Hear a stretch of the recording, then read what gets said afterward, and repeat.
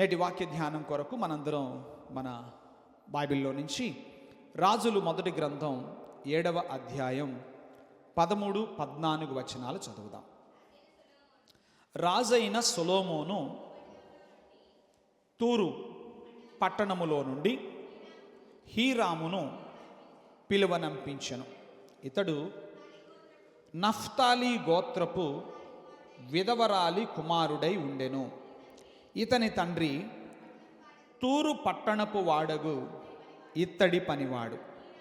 ఈ హీరాము పూర్ణ ప్రజ్ఞగల బుద్ధిమంతుడును, ఇత్తడితో చేయు సమస్తమైన పనులలోనూ బహు చమత్కారపు పనివాడునై ఉండెను. అతడు సొలొమోను నొద్దకు వచ్చి అతని పని అంతయు చేసెను. చాలు. సో ఈ ఉదయకాలము మనం ఒక క్యారెక్టర్ స్టడీ చేయబోతున్నాం. అంటే ఒక వ్యక్తి యొక్క జీవిత చరిత్రను మనము స్టడీ చేస్తూ అధ్యయనం చేస్తూ కొన్ని ఆత్మీయ పాఠాలు ప్రభు మన కొరకు దాచి ఉంచిన ఈ ఉదయకాలము మనకు వెల్లడి చేస్తున్న ఆ ఆత్మీయ పాఠాలను మనం నేర్చుకునే ప్రయత్నం చేద్దాం. వ్యక్తి పేరు హీరాము అని వ్రాయబడింది. ఇదే వ్యక్తి గురించి బైబిల్ గ్రంథంలో మరొక చోట కూడా వ్రాయబడింది. పరిశుద్ధ గ్రంథమైన బైబిల్లో ఉన్న ఓ విశేషత ఏంటంటే, ఒక చోట లభించని సమాచారం మరొక చోట మనకు ఖచ్చితంగా లభిస్తుంది. మొత్తం మీద పరిపూర్ణ సమాచారం మనకు అందుతుంది, మనకు అవసరమైనది. దేవునికి స్తోత్రం కలుగునుగా. విషయం ఏంటి అని అంటే, దావీదు కుమారుడైన సొలొమోను, దావీదు ఒకనాడు ఆకాంక్షించాడు. ఏమనంటే, గొర్రెల కాపరిగా ఉన్న నన్ను దేవుడు ఓ గొప్ప రాజుగా ఉండడానికి కృపనిచ్చాడు. ఇంతగా నన్ను హెచ్చించిన దేవునికి నేనేదైనా చేయాలి, ఆయనను ఘనపరుస్తూ నేనేదైనా ఒక పని చేయాలి అని ఆలోచన చేసి ఒక గొప్ప ఆలయాన్ని కట్టాలని ఆయన అనుకున్నాడు. అనుకుంటే దేవుడు ఆయనతో మాట్లాడాడు. అదేమనంటే, ఆలయము నీవు కాదు, నీ తరువాత నీ కుమారుని ద్వారా ఆ కార్యాన్ని జరిగించడానికి నేను ఇష్టపడుతున్నానని దేవుడు తన చిత్తాన్ని తెలియపరిచాడు. ఎప్పుడైతే తాను ఒక ఆలోచన కలిగి ఉన్నప్పుడు దేవుడు దాన్ని కాదు మరొక రకంగా అని చెప్పినప్పుడు దాన్ని సహృదయంతో స్వీకరించాడు. చాలాసార్లు మనకి కాదు అనే మాటని, వద్దు అనే మాటని స్వీకరించడం చాలా కష్టంగా ఉంటుంది. కానీ దావీదు అలా కాకుండా దేవుని హృదయానుసారుడై ఉండి దేవుడు వద్దు అని చెప్పినప్పుడు సహృదయంతో స్వీకరించి తన కుమారుని కాలములో కట్టబోయే ఆలయానికి సంబంధించి కావలసిన సమస్త వస్తు సామాగ్రిని సంపాదించటంలో తన జీవిత కాలాన్ని ఆయన వెచ్చించాడు, సిద్ధపరిచాడు. సొలొమోను గారు రాజయ్యారు. ఆయన ఇప్పుడు ఆ పని ప్రారంభించబోతున్నాడు. ఆ పని ప్రారంభిస్తూ ఉన్నప్పుడు సొలొమోను గారు చేసిన ఒక మంచి పని ఏంటంటే, ఆయన గురించి మనం చెప్తాం కదా, ఏమని? జ్ఞానవంతుడు అని చెప్పి. అంతేనా? మనం ఏమంటాం? జ్ఞానవంతుడు. నిజమైన జ్ఞానం గలవాడు ఎవరు అని మనం ఆలోచన చేసినప్పుడు, తాను ఏమి చేయగలడో మాత్రమే కాదు, తాను ఏమి చెయ్యలేడో దాన్ని గ్రహించిన వాడే జ్ఞానం గలవాడు. ఆ మాట బాగా అర్థం చేసుకోండి. జ్ఞానం గలవాడంటే ఎవరు? తాను ఏమి చెయ్యగలడో ఎరిగి ఉండడం మాత్రమే కాదు, తాను ఏమి చేయలేడో దాన్ని గ్రహించగలవాడే జ్ఞానం గలవాడు. సో సొలొమోను ఎంత గొప్ప జ్ఞానం గలవాడైనా తాను మందిరాన్ని కట్టలేడు. దాన్ని కట్టగలిగిన మంచి పనివారు కావాలి. తన దేశంలో ఎంతోమంది జ్ఞానులు ఉన్నప్పటికీ కూడా వారు సరిపోరు. ఇంకా మరింత ప్రజ్ఞా పాటవములు కలిగిన ఒక వ్యక్తి కావాలి అని చెప్పి ఆయన యోచించి తన తండ్రికి స్నేహితుడైన తూరు రాజైన హీరామునకు ఆయన ఉత్తరం వ్రాశాడు. ఈ విషయాలు మనకి దినవృత్తాంతములు మొదటి గ్రంథములో కనపడతాయి. ఒకసారి ఆ మాటలు మనం చూద్దాం. దినవృత్తాంతములు రెండవ దినవృత్తాంతముల గ్రంథం 2వ అధ్యాయం 3వ వచనాన్ని మనం చదువుదాం. సొలొమోను తూరు రాజైన హీరామునొద్దకు దూతల చేత వర్తమానం పంపించాడు. సొలొమోను తూరు రాజైన హీరామునొద్దకు దూతల చేత వర్తమానం పంపించాడు. విషయమంతా చెప్పాడు. మనం చదవాల్సిన అవసరం లేదు, ఇందాక నేను మీకు చెప్పాను. దానికి ఆన్సర్ ఇస్తూ తూరు రాజైన హీరాము 7వ వచనంలో ఓ మాట చెప్తున్నాడు. అదేమనంటే అది కూడా 7వ వచనంలో కూడా రిక్వైర్మెంట్, అది సొలొమోను యొక్క రిక్వైర్మెంట్. నా తండ్రి అయిన దావీదు నియమించి యూదా దేశములోను యెరూషలేములోను నా యొద్ద ఉంచిన ప్రజ్ఞ గల వారికి సహాయకుడై ఉండి బంగారముతోనూ వెండితోనూ ఇత్తడితోనూ ఇనుముతోనూ ఊదా నూలుతోనూ ఎర్ర నూలుతోనూ నీలి నూలుతోనూ చేయు పనియును అన్ని విధములైన చెక్కడపు పనియును నేర్చిన ప్రజ్ఞగల మనుష్యునొకని నా యొద్దకు పంపుము. ఆ ఉత్తరములోని సారాంశం అది. తూరు రాజని హీరామునొద్దకు దూతల ద్వారా వర్తమానం పంపించి నాకు పలానా వ్యక్తి కావాలి, పలానా క్వాలిఫికేషన్స్ ఉన్న వ్యక్తి నాకు కావాలి అనే సమాచారం పంపించాడు. సమాచారం పంపించినప్పుడు ఆన్సర్ ఇచ్చాడు తూరు రాజైన హీరాము. 13వ వచనం, తెలివియు వివేచనయు గల హూరాము అనునొక చురుకైన పనివానిని నేను నీ యొద్దకు పంపుచున్నాను. దేవునికి స్తోత్రం. మీకు ఇప్పుడు ఒక పెద్ద ప్రశ్న వస్తుంది, పాస్టర్ గారు, ఇందాక మనం చదువుకున్న రాజుల మొదటి గ్రంథములోనేమో హీరాము అని పేరుంది, ఇక్కడేమో ఏముంది, హూరాము అని ఉంది. ఇంతకీ హీరాము రైటా హూరాము రైటా? కొంతమంది మిడిమిడి జ్ఞానంతో, హాఫ్ నాలెడ్జ్తో ఇట్లాంటి అల్పమైన విషయాల మీద డిబేట్లు పెట్టుకునే వాళ్ళు మనకు సమాజంలో చాలామంది తయారయ్యారు. ఇవాళ యూట్యూబ్ ఓపెన్ చేస్తే ఇలాంటి డిబేట్లే కనపడతాయి. మర్మం చెప్తానంటూ బయలుదేరతారు, చివరికి చెప్పేది ఏమీ ఉండదు. మనం సత్యం తెలుసుకుందాం. గమనించండి, మనం జనరల్గా డైరెక్షన్ అని అంటాం, అంతేనా? DIRECTION, డైరెక్షన్ అని అంటాం మనం, రైట్? కొంతమంది పాశ్చాత్యులు డిరెక్షన్ అంటారు. ఇప్పుడు డిరెక్షన్ రైటా డైరెక్షన్ రైటా? నేను బైబిల్ కాలేజీకి వెళ్ళినప్పుడు క్రొత్తది ఒక బోధకుడు వచ్చాడు. ఆయన డిరెక్షన్ అంటే నాకేమీ అర్థం కావట్లేదు, ఇదేదో క్రొత్త పదమేమో అని అనుకున్నాను. తర్వాత బోర్డు మీద రాశాక అర్థమైంది, ఓహో ఇది డైరెక్షన్. మేమేమంటాం దీన్ని? డైరెక్షన్ అంటాం. ఆయన ఏమంటున్నాడు? డిరెక్షన్ అంటున్నాడు. సో అందుకనే చిన్నపిల్లలకి రైమ్స్ నేర్పించేటప్పుడు ఇంగ్లీషు భాష ఎంతో తమాషా అంటూ నేర్పిస్తుంటారు. ఒక ఇంగ్లీషు భాషే కాదు, ప్రతి భాషలో కూడా ఒక తమాషా ఉంటుంది. అంటే మనది కాని భాషను, పరభాషను పలికేటప్పుడు ప్రొనౌన్సియేషన్లో, ఉచ్చారణలో కొంచెం అటు ఇటుగా ఉండే మాట వాస్తవం. సరే, కలర్ స్పెల్లింగ్ చెప్పండి. COLOUR మనం రాసేది బ్రిటిష్ ఇంగ్లీష్లో, అమెరికన్ ఇంగ్లీష్లో COLOR, అది రైటే. ఇట్లాంటివి భాషాపరంగా చెప్పుకోవడానికి చాలా ఉన్నాయి. నేను అందుకొరకు ఎక్కడ నిలబడాల, మీకు విషయం తెలియపరుద్దామని. ఏంటి చెప్పండి?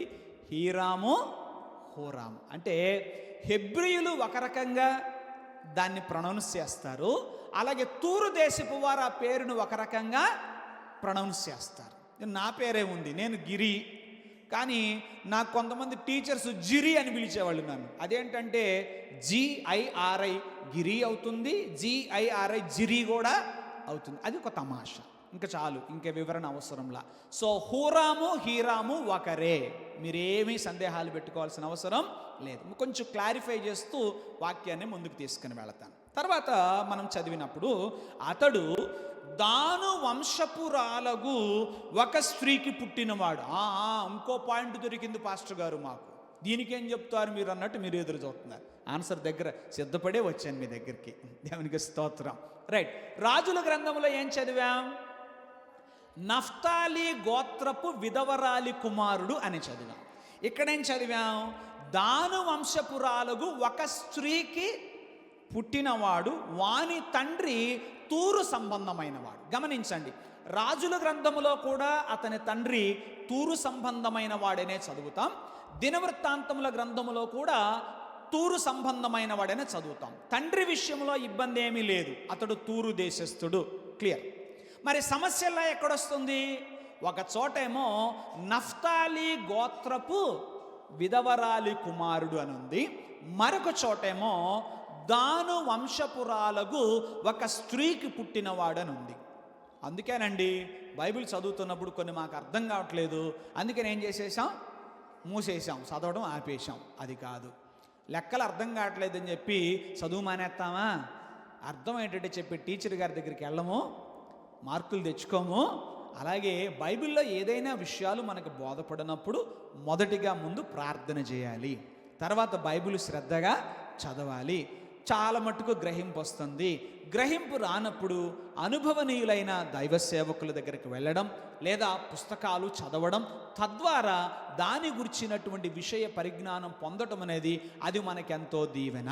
దేవునికి స్తోత్రం. ఎందుకంటే ఏదైనా ఒక విషయంలో అనుమానం ఉన్నప్పుడు మనం దాన్ని ఏం చేయలేం, విశ్వసించలేం. సో పరిశుద్ధ గ్రంథమైన బైబిల్లో ఇలాంటి విషయాలను కొంతమంది ఎత్తి చూపిస్తూ అదుగదుగో బైబిల్లో ఏమున్నాయి అంటారు, తప్పులున్నాయి అంటూ ఏమేమో మాట్లాడతారు. అయితే దీనికి ఒక స్పష్టతను ఈ ఉదయకాలం మీ ముందుకు తీసుకురావాలని ఆశపడుతున్నాను. ఇశ్రాయేలు దేశ పటాన్ని మనం కనుక గమనిస్తే 12 గోత్రములు, 12 గోత్రములు. యెహోషువ కాలములో ఆ 12 గోత్రముల వారికి చీట్లు వేయుట ద్వారా ఆ దేశాన్ని పంచిపెట్టినట్టుగా, కనాను ప్రాంతాన్ని పంచిపెట్టినట్టుగా యెహోషువ గ్రంథములో చదువుతాం. అయితే యెహోషువ పంచిపెట్టిన కాలానికి ఆ కనాను ప్రాంతములో అన్ని ప్రాంతాలని ఇశ్రాయేలులు జయించలేదు, ఇంకా కొన్ని జయించాల్సినవి ఉన్నాయి. అలా ఈ గోత్రంకి ఈ ప్రాంతం, ఈ గోత్రానికి ఈ ప్రాంతం అని చెప్పినప్పుడు కొంతమంది ఏమో వాటిని సంపూర్ణంగా స్వాధీనము చేసుకొనగలిగారు, మరికొంతమంది చేసుకోలేకపోయారు. అలా చేసుకోలేకపోయినప్పుడు మిగతా గోత్రికులు ఏం చేశారంటే ఆ ప్రాంతాలకు వచ్చి వాళ్ళు అక్కడ ప్రాంతాలను ఏం చేశారు, జయిస్తూ వచ్చారు. అలా చేసిన క్రమములో దాను గోత్రము వాళ్ళకి, ఎవరికి చెప్పండి, దాను గోత్రము వాళ్ళకి నఫ్తాలి గోత్ర సరిహద్దులో ఉన్న ఒక భూభాగాన్ని వారు జయించి వాళ్ళ పూర్వీకుడైన దాను అనే పేరు పెట్టుకున్నారు వాళ్ళు. రైట్. అప్పుడు ఏమైంది, నఫ్తాలి గోత్రికులకు సమీపములోనే దాను గోత్రము వాళ్ళకి చెందిన ఒక పట్టణము ఉంది. ఉన్నప్పుడు వారు వీరు వారితో వివాహ సంబంధాలని కలిగి ఉన్నారు. సో ఇప్పుడు మనం బాగా అర్థం చేసుకోండి, ఈ హూరాము లేదా హీరాము అనబడిన ఈ యవనస్తుని యొక్క తల్లి బేసిక్గా ఆమె దాను గోత్రికుల అమ్మాయి. ఏమ్మాయి? దాను గోత్రికులు. అందుకని దాను వంశపురాలకు స్త్రీకి అనే మాట మనం దినవృత్తాంతముల గ్రంథంలో చదువుతాం. ఆమె నఫ్తాలి గోత్రానికి చెందిన అబ్బాయిని పెండ్లి చేసుకుంది. దాను గోత్రానికి చెందిన ఆమె నఫ్తాలి గోత్రమునకు పెండ్లి చేసుకుంది. అప్పుడు ఏమవుతుంది, దాను ఇంటి ఆడపిల్ల ఇప్పుడు ఏమైంది, నఫ్తాలి గోత్రానికి చెందింది. వివాహం చేసుకున్న కొంతకాలానికి భర్త చనిపోయాడు.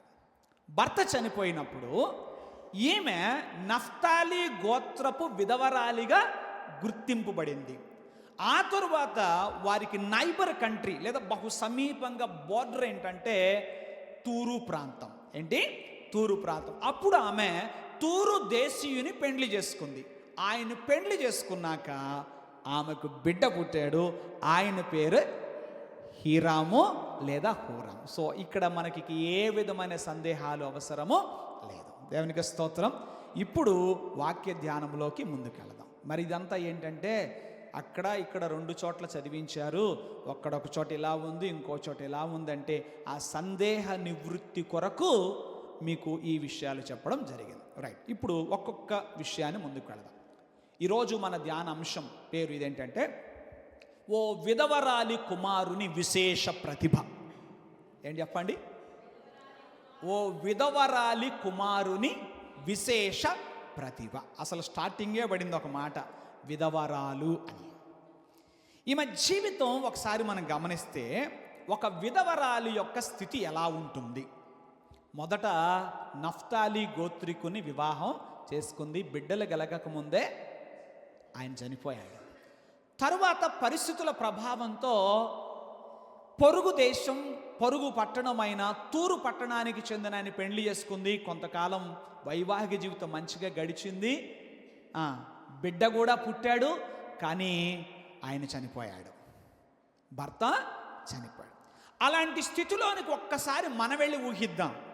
ఏమంటది ఈ సమాజంలో ఎవరికైనా అలా గడిచిందనుకోండి, సమాజం వాళ్ళు ఏమని పిలుస్తుంది చెప్పండి? ఇది ఒట్టి దురదృష్ట జాతకురాలు. మీరు అన్నారుగా, అనే ఉంటారుగా. పోనీ మీరు అనకపోయినా, మీరు పరిశుద్ధులైనా ఇలాంటి మాటలు అనగా వినుంటారుగా, నిజమేనేమో అని కూడా అనుకుని ఉంటారుగా, కాదా? ఎవరి జీవితంలో అయినా ఇలా జరుగుతుందండి. ఏం జరుగుతుంది? ఇదిగో ఇప్పుడు నేను చెప్పినట్టుగా ఒకళ్ళని పెళ్లి చేసుకున్నారు, వాళ్ళు పిల్లలు కూడా గలక్కముందే చనిపోయారు. సరే కదా అని పెద్దోళ్ళు చూసి మరో పెళ్లి చేశారు, ఓ బిడ్డ పుట్టాడు, పర్లేదు జీవితం రకంగా వెళ్తుందని వాళ్ళు కూడా చచ్చిపోయారు. అప్పుడు ఈ అమ్మాయికి ఏం పేరు పెడతారు? కానీ మీరు ఎవరు పెట్టరా? ఒక పాస్టమ్ గారు పెడతారా పేరు? మీరెవరు అనరా? జనరల్గా సాధారణంగా ఏమంటాం? ఎంత దురదృష్ట జాతకురాలో. జాతకాలను మీరు నమ్ముతున్నారంటగా, వాక్యం కంటే దాన్ని ఎక్కువ నమ్ముతారంటగా. రాసులు వీటిని జాగ్రత్త. పనిలో పనికో చిన్న హెచ్చరిక చేస్తున్నాను, అంతే, ఏం లేదు. వినండి, ఒక విధవరాలి కుమారుడు. ఆ విధవరాలను చూసినోళ్ళు, ఆమెను చూసినోళ్ళు అయినా ఏమంటారో నేను చెప్తాను కొన్ని మాటలు. ఇంకేముంది అనండి, నేను చెప్పినట్టు అనాల్సిందే. ఇంకేముంది, అంతా అయిపోయింది, ఇంకేం లేదు. 3 మాటలు, ఆ మొత్తం ఆమె అన్న మాటలని నేను 3 మాటలు క్లుప్తపరిచాను. ఇంకేముంది, అంతా అయిపోయింది, ఇంకేం లేదు. ఇక్కడున్న మీలో కూడా ఎవరైనా అలా అనుకుంటున్నారేమో. బహుశా మీరు విధవరాలి కేటగిరీలో ఉండకపోవచ్చు, కానీ మీకు కలిగిన శ్రమలు, మీకు కలిగిన ఇబ్బందులు, మీకు కలిగిన నష్టాలు, మీకు కలిగిన కష్టాలు, ఇబ్బందుల్లో ఇంకేముంది, అంతా అయిపోయింది. ఇక నేను చెప్తే మీరు నవ్వుతారు, అది ప్రాబ్లం. ఆ ఎక్స్ప్రెషన్తో చెప్తే మీరు బాధపడతారు. చూడండి, ఇంకేమీ లేదు. కానీ నేను అంటాను, దేవుని యందు విశ్వాసం ఉంచిన వారు ఈ 3 మాటలు మాట్లాడకూడదు. ఏ 3 మాటలు? ఏం మాట్లాడకూడదు అన్నానో వాటిని ఇక్కడ విడిచిపెట్టాలి మీరు. ఏం మాట్లాడాలంటున్నానో వాటిని పట్టుకొని వెళ్ళాలి మీరు. హల్లెలూయా. ఏం మాట్లాడకూడదు అన్నాను?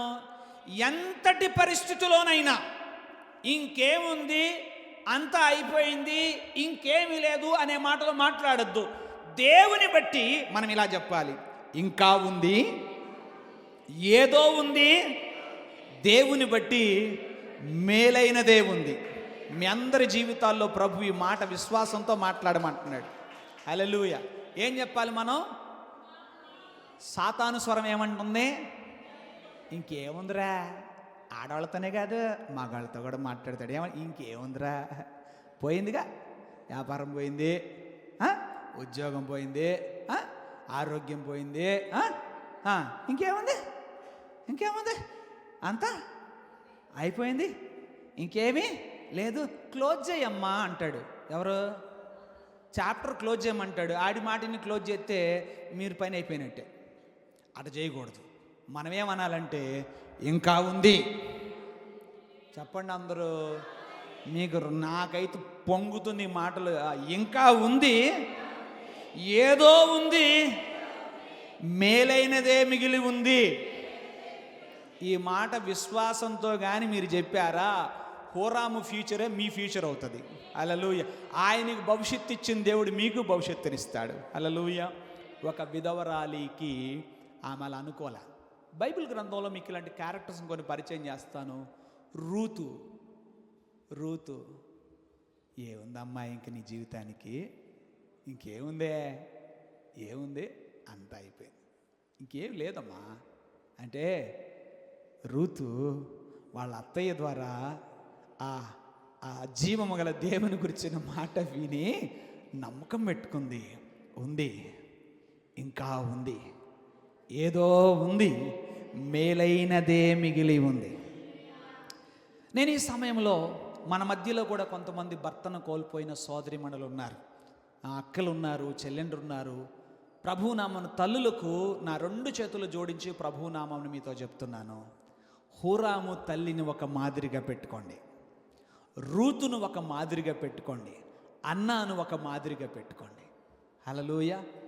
చెప్పండి విశ్వాసంతో, ఉంది, ఇంకా ఉంది, ఏదో ఉంది, మేలైనదే మిగిలి ఉంది. హల్లెలూయా. ఆ విశ్వాసంతో బిడ్డను పెంచింది, ఆ విశ్వాసంతో బిడ్డను పెంచి పెద్ద చేసింది.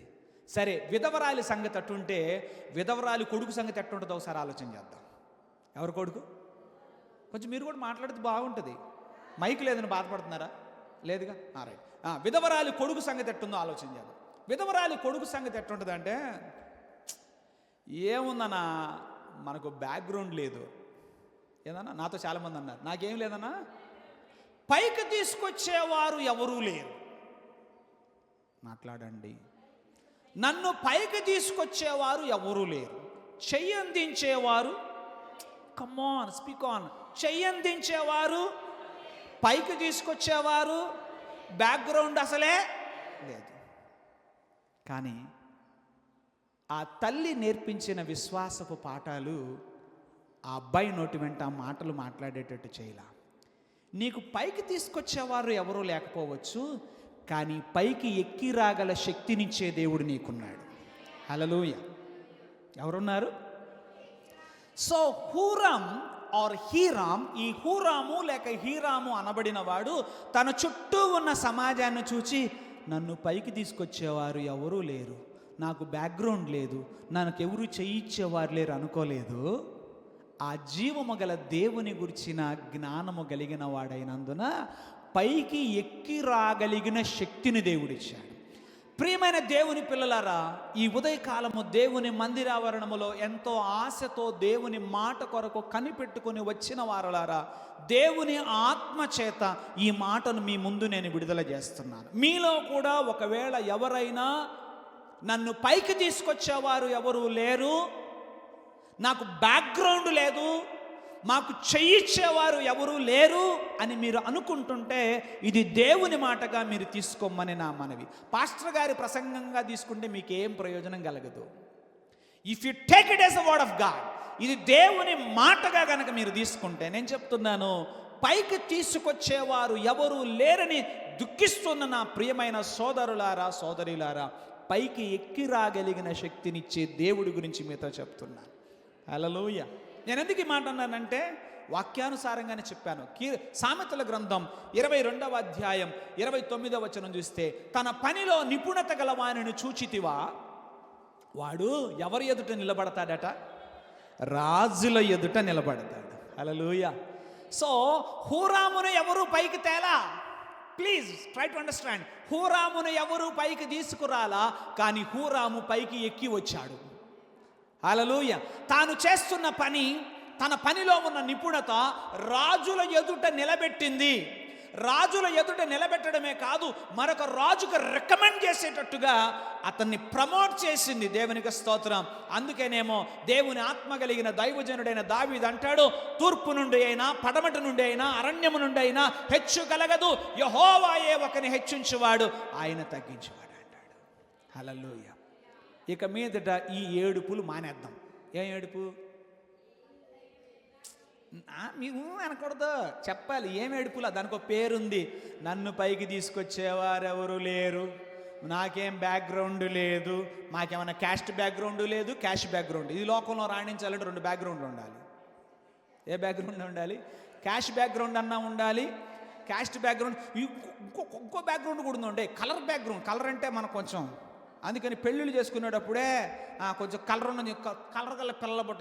ఏం చేస్తుందండి కలర్ చేయలేని పని, క్యాస్ట్ చేయలేని పని, క్యాష్ చేయలేని పని క్రీస్తునందు విశ్వాసం చేయగలదు. దేవునికి స్తోత్రం కలుగునుగా. హల్లెలూయా. మోసపోవద్దు, మోసపోవద్దు. దేవుని పిల్లలారా, నన్ను పైకి తీసుకొచ్చేవారు ఎవరు లేరని ఏడవద్దు. నీకు పైకి ఎక్కి రాగల శక్తినిచ్చే దేవుని తట్టు చూడు. కొండల వైపు నా కన్నులెత్తి కొదువతో నేను కుమిలెదనా, కొదువతో నేను కుమిలెదనా, నీవు నాకుండగా, నీవే నా అండగా, నీవు నాకుండగా, నీవే నా అండగా,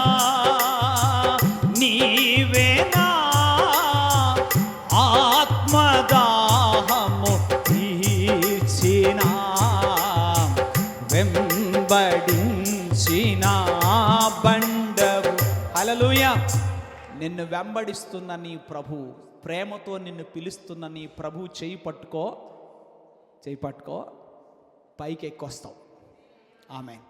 తీసుకొస్తాడు ఆయన. నీవు పైకి ఎక్కి రాగలిగిన శక్తిని ఆయన నీకు ఇస్తాడు. ఆ దేవుని వైపు చూడు, అంతేగాని ఎవరు లేరు, ఒక్కళ్ళు లేరు, చెయ్యి ఇచ్చేవాళ్ళు లేరు అనే మాటలు ఈ రోజుతో పాతేద్దాం. ఏం చేద్దాం? పాతేయాలి. ఎక్కడ పాతేయాలి?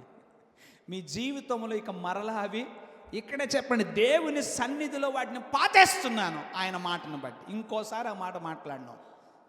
నిన్ను పైకి ఎక్కి రాగలిగిన శక్తిని నీకు అనుగ్రహించేటువంటి ఆ దేవుని పాదాలు పట్టుకో.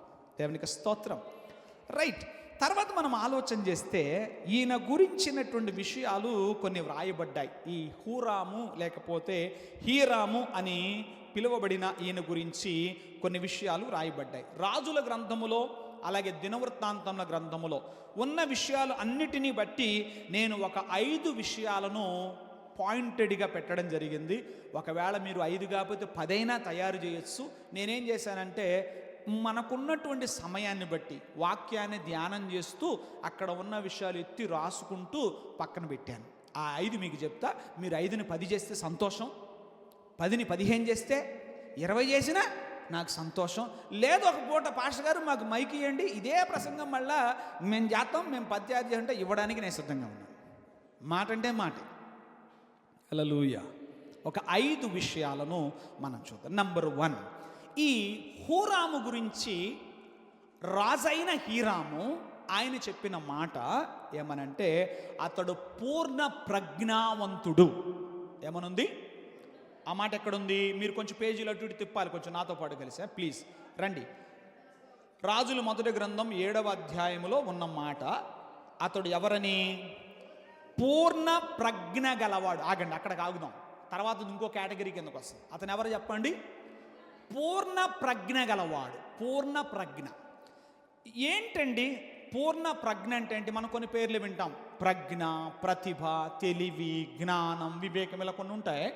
ఒకసారి ఆలోచన చేస్తే డిక్షనరీ నిఘంటువు ఇస్తున్నటువంటి నిర్వచనం ఏంటంటే ప్రతిభ అనేది ఏంటంటే ఒక నిర్దిష్టమైనటువంటి నైపుణ్యం.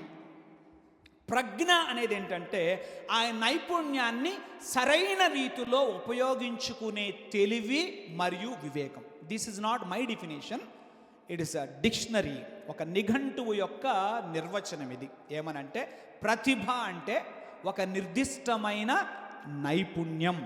ప్రజ్ఞ అనేది ఆ నైపుణ్యాన్ని సరైన రీతిలో ఉపయోగించుకునే తెలివి మరియు వివేకం. చాలు సార్, నిర్వచనాన్ని కాసేపు అలా ఉంచితే ఈయన ఎవరని చెప్పబడింది? పూర్ణ ప్రజ్ఞ గలవాడు. దీన్ని ఇలా అర్థం చేసుకుందాం. హాఫ్ నాలెడ్జ్ కాదు. హాఫ్ నాలెడ్జ్తో ప్రాబ్లం ఏంటి చెప్పండి. అమరేశ్వర గారు, హాఫ్ నాలెడ్జ్ వాళ్ళతో హాఫ్ నాలెడ్జ్ మేస్త్రీలు కొంతమంది ఉంటారు, మీకు తెలుసా? వాళ్ళకి వెహికల్ ఉప్పదీయడమే వచ్చు. ఆ ఉప్పదీసింది కనీసం వాళ్ళ చేతితో మళ్ళీ బిగియడం కూడా రాదు. వాళ్ళని హాఫ్ నాలెడ్జ్ మేస్త్రులు అంటాం. సమాజంలో ఇట్లాంటి వాళ్ళు చాలామంది ఉన్నారు. సరే, మీకు ఎవరికి తెలుసో లేదు, ఒకసారి కారు డోరు లాక్ అయిపోయింది, బ్యాక్ డోరు లాక్ రాకపోతుంటే నేను మెకానిక్ గారి దగ్గర తీసుకెళ్తే ఆయన అన్నాడు, సార్ పలానా చోట డోర్ మెకానిక్ ఉంటాడు, ఆయన దగ్గరికి పోండి అన్నాడు. పోతే ఆయన లేడు. ఫోన్ చేస్తే నాకు జ్వరం, నేను రానన్నాడు. నాకేమో ప్రయాణం ఉంది, వెనకాల డోర్ ఓపెన్ అవ్వకపోతే కష్టం. సరే అటు గాదిలేమ్మని చెప్పి, ఏంటి ఈ గుంటూరు ఆటో నగర్లో ఆయన ఒక్కడైనా మేస్త్రి, డోర్ మేస్త్రి, ఎక్కడికి పోతే పని జరగదని ఒక వీధిలోకి పోయా. ఒక వీధిలోకి పోతే ఒకడు పొద్దున్నే కనపడ్డాడు నాకు. నేను పోతా ఉంటే నన్ను చూశాడు, నా వాళ్ళకం అర్థమైనట్టుంది. ఏంటండి అన్నాడు. డోర్ రావట్లేదన్నా. ఎంతసేపు తీస్తానన్నాడు. చేతిలో కటింగ్ ప్లేయర్, స్కూడేర్ ఉంది. నేను అనుకున్నా నిజంగానే తీస్తాడేమో. ఆటో నరేసి బండి ఆపా. బండి ఆపితే ఏం చేశాడు? ఓడదీశాడు. ఎన్నింటికి వెళ్ళని చెప్తాను వినండి, క్లుప్తంగా అని చెప్తారు, స్టోరీ చెప్పను. 9ంటికి వెళ్ళానండి, సాయంత్రం 6:30 అయింది. ప్లీజ్, నా లైఫ్లో జరిగిందే మీకు చెప్తున్నా. పాస్టర్ గారికి కంగారు ఎత్తిపోయింది. ఏంటినా డోర్ లాక్ తీయించడం కోసమని వెళ్ళి 9ంటికి వెళ్ళిన మనిషి మధ్యాహ్నం భోజనం లేదు. ఏంటి ఏమైంది? ఎక్కడున్నారంటే ఇప్పుడే వస్తున్నానంటున్నా. నాకెందుకు, నేను అది చెప్పాను. నాకు ఎప్పుడు కూడా ఒక మాట ఒకళ్ళు చెప్తే ఇంకోటి చెప్పడం అలవాట్లేదు. వాళ్ళు ఏం చెప్తే అదే చెప్తాను నేను. అతను ఏమన్నాడు, అయిపోతుందండి అన్నాడు. పాస్టర్ గారు ఫోన్ చేస్తే ఏం చెప్తున్నా, అయిపోయింది వచ్చేస్తున్నా అన్నాడు. అలా సాయంత్రం పొద్దుగుంకిందండి. జరిగిన విషయం ఏంటంటే, ఓడదీయడానికైతే ఓడదీశాడు, కానీ బిగించటం రాలా. సామాను కొనిపించాడు, కంపెనీ సామాను కొనిపించాడు, అదన్నాడు, ఇది కాదు అదన్నాడు, అది కాదు ఇదన్నాడు, వల్ల కాల. సాయంత్రం ఇంకా పొద్దుగుంకుతున్నప్పుడు నా ముఖంలో రంగు మారటం, నా స్వర తీవ్రత మారడం గమనించి ఇక కొట్టేస్తాను అనుకున్నాడేమో. ఒక చోటకి తీసుకెళ్ళాడు. తీసుకెళ్తే పావు గంటలో చేశాడు పని. ఈయనకే డబ్బులు ఇచ్చాను అని. విషయం ఏంటంటే, కొంచెం అంతసేపు ఉన్నంతలో నాకు అర్థమైంది, మీడియంగా ఆన్లో ఉన్నాడు. అది మీకు అర్థమైపోద్ది కదా, ఉన్నాడు. ఇక హాఫ్ నాలెడ్జీకి తోడు ఇంకొక ఆన్లో ఉన్నాడు. వెరసి ఈ పని చేశాడు. నేను అనుభవంతో చెప్పాను. రైట్. జీవితంలో సమాజంలో మనం ఇలాంటి వాళ్ళని చాలామందిని చూస్తాం. వాళ్ళు ఎవరు, మిడిమిడి జ్ఞానం, హాఫ్ నాలెడ్జ్ అనమాట. కానీ ఈ హీరాము అలాంటి వాడు కాదు. ఇతడు పూర్ణ ప్రజ్ఞావంతుడు. ఒకవేళ హాఫ్ నాలెడ్జ్ ఉండి కనుక పంపించుంటే తూరు రాజని హీరాము, సంబంధాలు చెడిపోయేవి కాదా? జాగ్రత్త. ఈసారి ఎప్పుడైనా ఎవరినైనా మీరు ఎవరికైనా పరిచయం చేసేటప్పుడు హాఫ్ నాలెడ్జ్ వాళ్ళని ఎవరికి పరిచయం చేయబాకండి ప్లీజ్. నాకే కాదు, ఇంకెవరికి కూడా పరిచయం చేయబాకండి. ఎవరైనా ఫుల్లీ నాలెడ్జ్ అనుకుంటేనే ఏం చేయండి, పరిచయం. లేకపోతే సైలెంట్గా ఉండండి. ఎందుకు చెప్తున్నానో కొంచెం జీవిత అనుభవంతో చెప్తున్నా. సంబంధాలు దెబ్బతింటాయి. ఒకవేళ తూరు రాజైన హీరామ లాంటి వాడినే కనుక పంపించుంటే సొలొమోను ఏమనేవాడు, ఏం చేశారండి రాజుగారు, ఏదో మా నాన్న, ఏమండి సమయం వృధా అయ్యేది, సొమ్ము వృధా అయ్యేది, సంబంధాలు దెబ్బతినేవి. ఎవరిని పంపిస్తే, మిడిమిడి జ్ఞానం గలవాణ్ణి గనక పంపించుంటే జరిగేది. కానీ ఇక్కడ హూరాము అటువంటి వ్యక్తి కాదు. ఇతడు పూర్ణ ప్రజ్ఞావంతుడు. పూర్ణ ప్రజ్ఞావంతుల వలన కలిగే ప్రయోజనం ఏంటంటే, సమయం ఆదా అవుతుంది, సొమ్ము ఆదా అవుతుంది, సంబంధాలు బలపడతాయి. హల్లెలూయా. సమయం ఆదా అవుతుంది, సొమ్ము ఆదా అవుతుంది, సంబంధాలు బలపడతాయి. సో హూరాము గురించి ఇవ్వబడుతున్న సాక్ష్యం ఏంటంటే, ఇతడు పూర్ణ ప్రజ్ఞావంతుడు. దేవుని పిల్లలారా, అయితే ఈ ప్రజ్ఞా వివేకములు, మన ప్రతిభా పాటవాలు, మన ప్రజ్ఞా పాటవాలు, అవి ఎవరివైనా అల్టిమేట్గా మనం గమనిస్తే దేవుని వాక్యం అది దేవుడు అనుగ్రహించేవి. ఎందుకంటే బుద్ధి, జ్ఞాన, సర్వ సంపదలు ఆయన యందు గుప్తమైనవి. మనం నిర్గమకాండం 31వ అధ్యాయం 3వ వచనంలో చదివితే అక్కడ బెసలేలు, అహోలియాబు అనబడిన వారి పేర్లు చూస్తాం. వారి గురించి మనం చదువుతున్నప్పుడు దేవుడే వారినట్టు జ్ఞానంతో నింపాడు. దేవుడు తన ఆత్మ చేత వాళ్ళని నింపి అటువంటి ప్రజ్ఞావంతులుగా దేవుడు వారిని దీవించాడు. హల్లెలూయా. దేవుని పిల్లలారా, ఒక వ్యక్తికి దేవుడు ప్రజ్ఞా పాఠవాలు ఇచ్చాడు అని అంటే అది నంబర్ 1 దేవుని మహిమ కొరకు వాడాలి. నెంబర్ 2 అది సమాజ శ్రేయస్సు కొరకు వాడాలి. మొదటిగా దేని కొరకు వాడాలి? దేవుని నీవు ఏదైనా ఒక విషయంలో ప్రజ్ఞావంతుడువా సహోదరి, నీవేదైనా ఒక విషయంలో ప్రజ్ఞావంతురాలివా అయితే నీ ప్రజ్ఞ, నీ ప్రతిభ దేనికి ఉపయోగపడాలి? దేవుని మహిమ కొరకు ఉపయోగపడాలి. రెండవది సమాజ శ్రేయస్సు కొరకు ఉపయోగపడాలి. నీకు చాలా తెలివితేటలు ఉండొచ్చు, నీకు చాలా జ్ఞానం ఉండొచ్చు, ఏమి సుఖం? ఒక్కసారి ఎవరైనా ఆలోచన చేయండి. ఎవరైనా మీలో నేను జ్ఞానిని అని అనుకుంటే నా జ్ఞానం దేనికి ఉపయోగపడుతుంది, ఎవరికి ఉపయోగపడుతుందని ఆలోచన చేస్తే మంచిది. ఏంటి? నా జ్ఞానం, నా ప్రజ్ఞ, నా ప్రతిభ దేని కొరకు వాడబడుతుంది? దేవుని మహిమ కొరకు వాడబడుతుందా? అది మనం ఆలోచన చేయాలి. రెండవది సమాజ శ్రేయస్సు కొరకు వాడబడుతుందా? అందుకనే ఈ హూరాము గురించి మనం చూస్తున్నప్పుడు అతడు పూర్ణ ప్రజ్ఞావంతుడు, ఫస్ట్ క్వాలిటీ. నెంబర్ 2, ఆ పూర్ణ ప్రజ్ఞావంతుడు ప్రక్కన ఈ మాట లేకపోతే ఆయన మనకు పనికొచ్చేవాడు కాదు. అంటే మనకి ఇన్ ద సెన్స్ సొలొమోనుకు ఆనాడు పనికొచ్చేవాడు కాదు. ఆయన ఎవరట? బుద్ధిమంతుడు. ఏంటి? కొంతమంది ప్రజ్ఞావంతులు ఉంటారు కానీ వారు బుద్ధిమంతులు కారు. నాకు తెలుసు కొంతమంది మ్యూజిషియన్స్ ముఖ్యంగా ఈ క్రైస్తవ పరిచయలు గమనిస్తున్నప్పుడు అద్భుతమైన గాన తలాంతు, అద్భుతమైన వాయిద్య పరికరాలు, కానీ ఆ స్టేజ్ మీద ఉన్నప్పుడు వాళ్ళు ప్లే చేస్తుంటే చేరి వచ్చిన సమాజం కాంగ్రిగేషను స్తుతులు పాడుతూ ఆనందిస్తూ ఉంటే వీళ్ళంతా అయిపోయిన తర్వాత పక్కకి వెళ్ళి మంచి స్కేల్ ఇస్తారు, చెప్పరు. మంచి స్కేల్ ఇస్తారు, ఇంకేమిస్తారు చెప్పండి, మంచి టెంపోతో ప్లే చేస్తారు, అంతా బాగుంటుంది. కానీ పాటలు అయిపోగానే పక్కకెళ్ళి పాన్పరాగులు నమిలే వాళ్ళు తెలుసు నాకు. పొగతాగా ఒక దమ్ములాగా వచ్చేవాళ్ళు తెలుసు.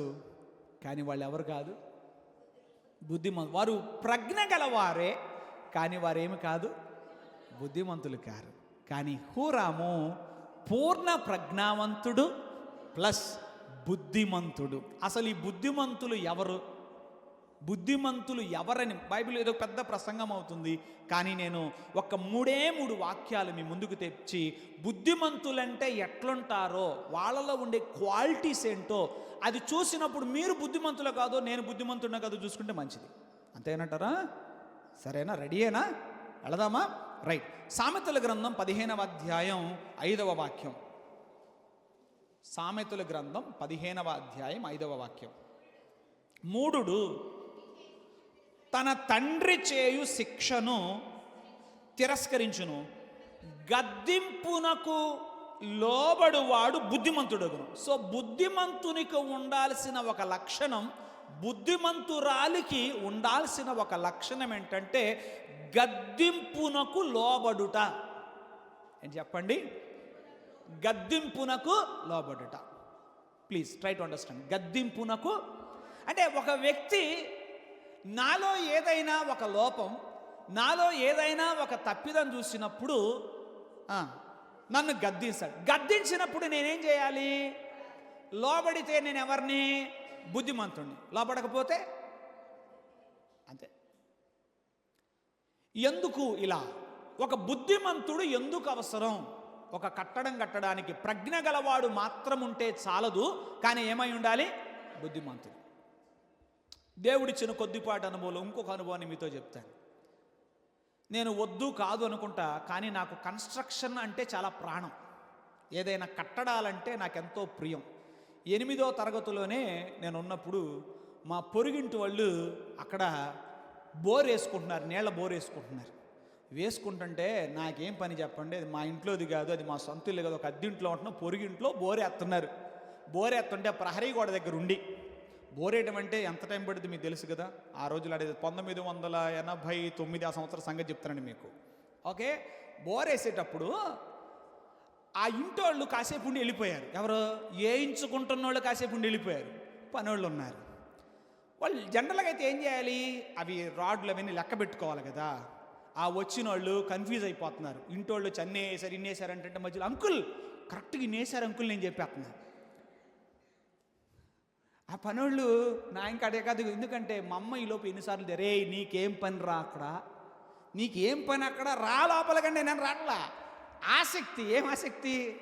ఏదైనా అలాంటి పనులంటే ఆసక్తి. కరెంటు పని అంటే ఆసక్తి, తాపీ పని అంటే ఆసక్తి, అన్నీ చేద్దాం అనుకుంటా. కార్పెంటర్ పని అంటే అన్నీ ఆసక్తి. కానీ దేవుడు అదేది గది రమ్మన్నాడు, వచ్చేసాను, వేరే సంగతి. కానీ చాలా ఇష్టం. కానీ ఈ కన్స్ట్రక్షన్ ఫీల్డ్లో నేను చాలామందిని చూశానండి. కొన్ని కట్టడాలు కట్టించాను, కొన్ని ఇళ్ళు కట్టించాను. ఈ పరిస్థితులు చూసినప్పుడు నాకు చాలామంది టాలెంటెడ్ పీపుల్ కనబడ్డారండి. కానీ వాళ్ళు బుద్ధిమంతులు కారండి.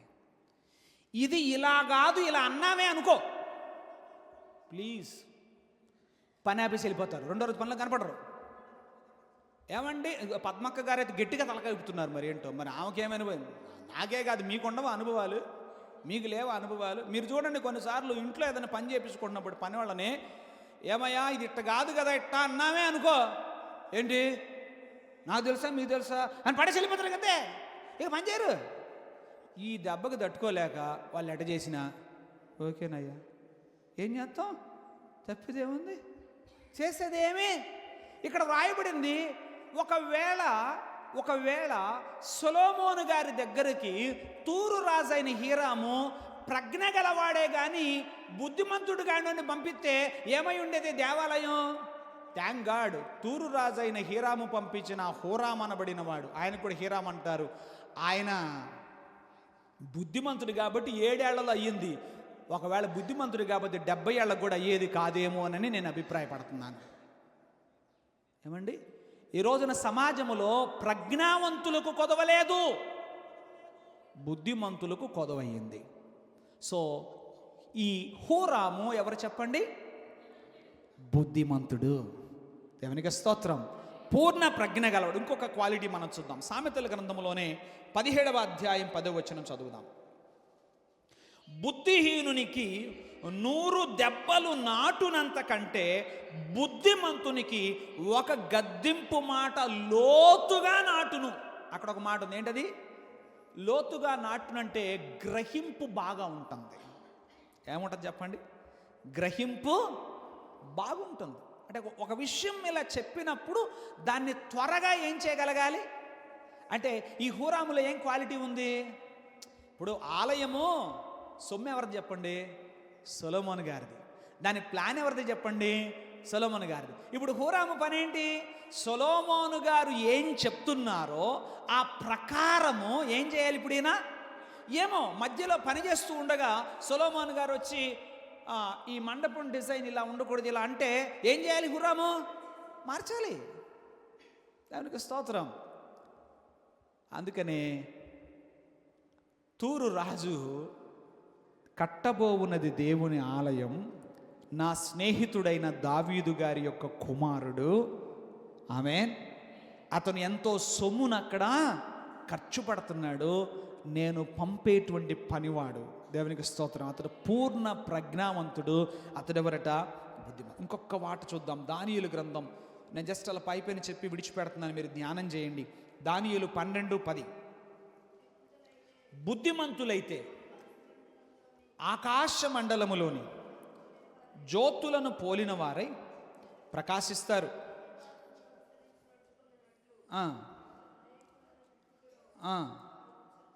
వారు నేను 12:10 చదవమన్నాను.